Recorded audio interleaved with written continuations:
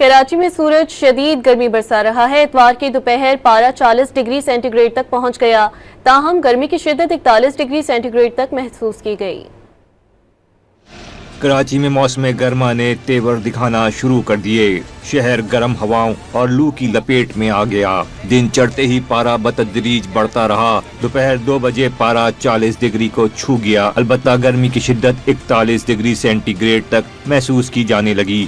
آگ برسات سورج کے باعث شہری چھٹی کے روز گھروں پر رہنے پر مجبور ہو گئے۔ شہریوں نے انتظامیہ سے ہیٹ اسٹروک سے بچاؤ کے لیے کیمپس لگانے کا مطالبہ کیا۔ ابھی تو جون جولائی کا مہینہ بھی شروع نہیں ہوا، ابھی تو مطلب اپریل ہے اور اتنی گرمی ہے، اتنی گرم لو لگ رہی ہے نا۔